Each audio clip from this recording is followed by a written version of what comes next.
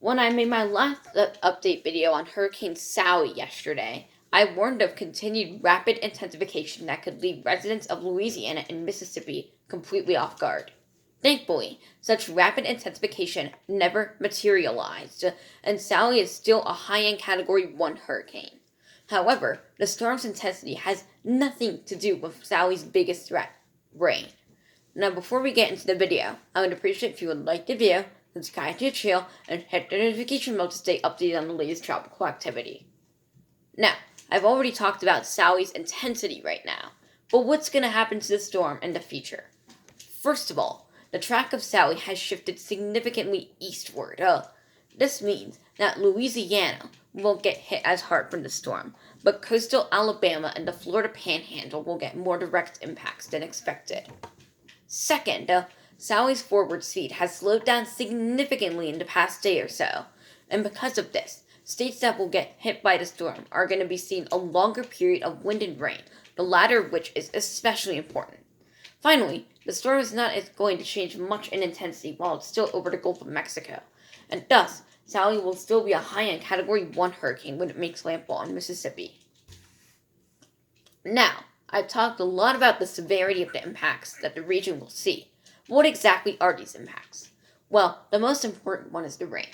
You see, whenever a storm has a slow forward speed over the area, it opens the door for several days of near constant rainfall over a specific city or area.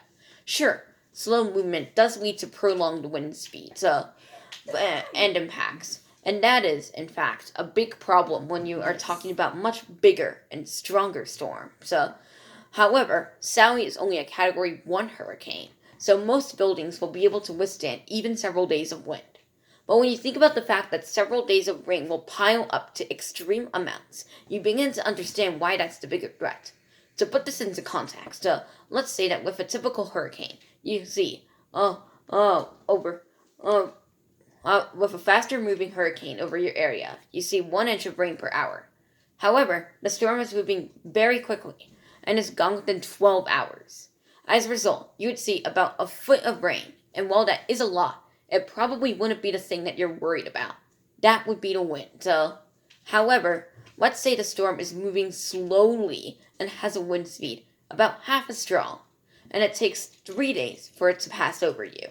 Assuming you have the same rainfall rate, which is 1 inch per hour, you would end up with 6 feet of rain, which is a ton for pretty much anywhere on the planet, and would lead to some very, very severe flooding.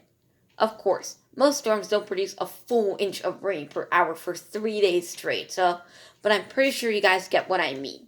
As a result, anyone living on the Mississippi, Alabama, and western Florida coasts should keep an eye on this storm, especially because of its flooding potential. And with that concludes this update video on Hurricane Sally. As always, I would appreciate if you liked the video, subscribe to your channel, and hit the notification bell to stay updated on the latest tropical activity. Thanks, and have a great day.